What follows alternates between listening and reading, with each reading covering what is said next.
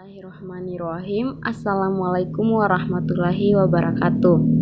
Perkenalkan, nama saya Alwinda.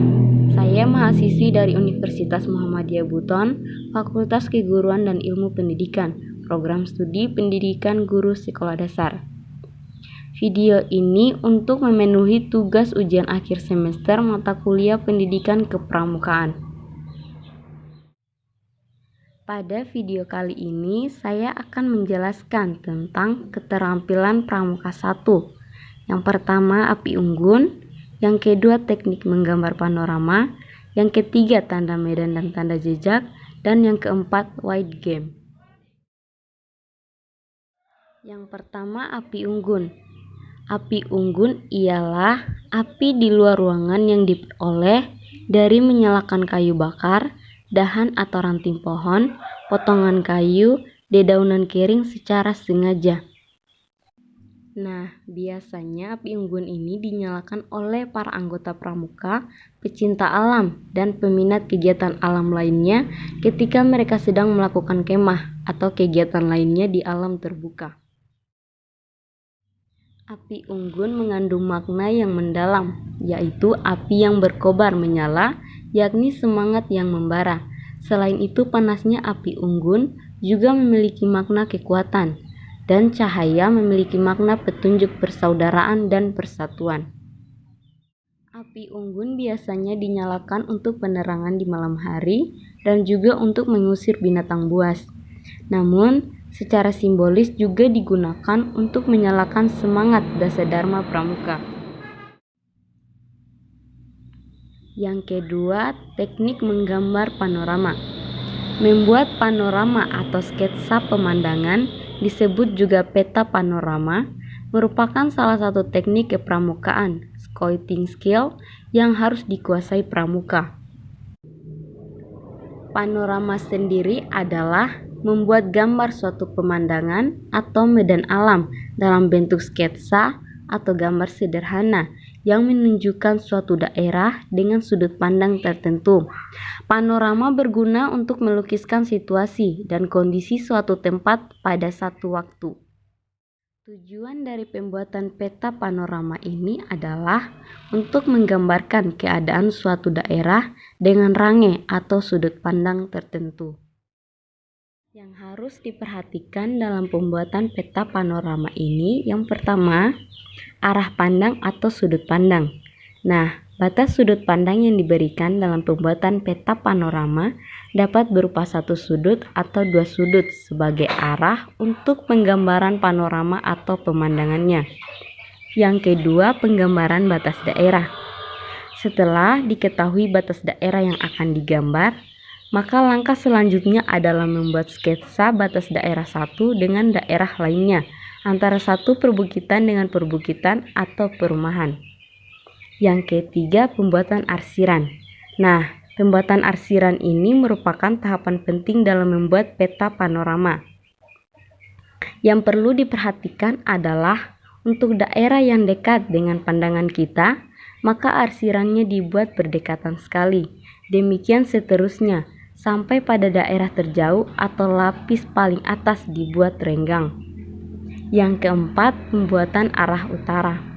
Nah, arah utara ini diperlukan untuk mengetahui posisi menggambar kita dan juga sekaligus sebagai koreksi apakah arah yang digambar itu sudah benar.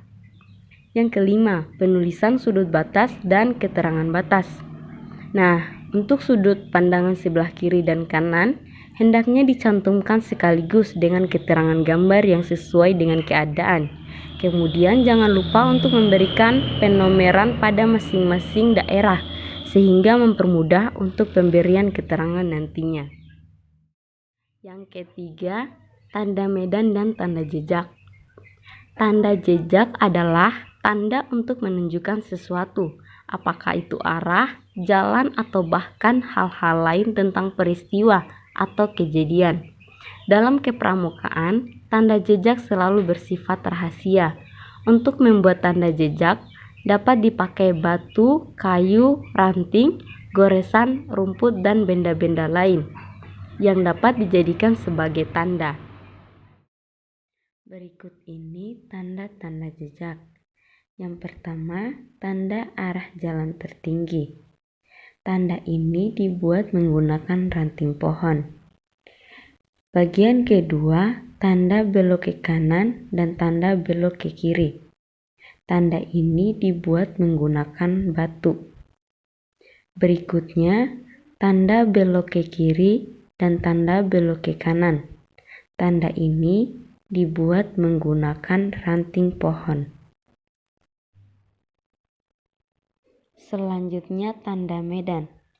Tanda medan adalah simbol-simbol atau gambar-gambar yang melambangkan kondisi atau situasi medan dalam sebuah peta.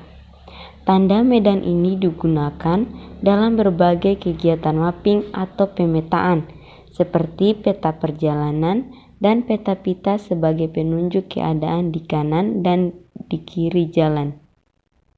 Seperti pada gambar di samping, dapat kita lihat gambar pertama, tanda rumput atau alang-alang. Yang berikutnya, tanda pohon berdaun lebar. Berikutnya, tanda hutan. Berikutnya, tanda pohon jati. Berikutnya, tanda pohon pinus. Dan berikutnya, tanda pohon kelapa. Yang keempat, wide game. Wide game adalah permainan di luar ruangan dengan wilayah yang cukup luas yang diikuti oleh 2, 3 atau lebih tim atau regu. Wide game bersifat permainan atau pertandingan antar tim atau antar individu, sehingga antar tim yang satu dengan lainnya berusaha untuk memenangkan pertandingan.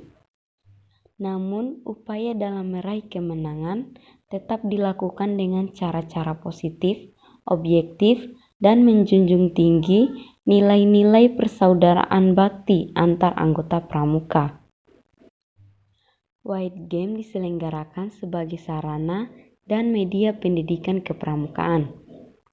Nah, salah satu contoh wide game adalah baut barisan. Nah, tujuan dari permainan baut barisan adalah agar seluruh peserta bisa berkenalan lebih jauh fisik maupun sifat-sifat mereka, sekaligus melatih mereka bekerja sama dalam kelompok. Itu saja yang dapat saya jelaskan. Lebih dan kurangnya mohon dimaafkan. Wassalamualaikum warahmatullahi wabarakatuh.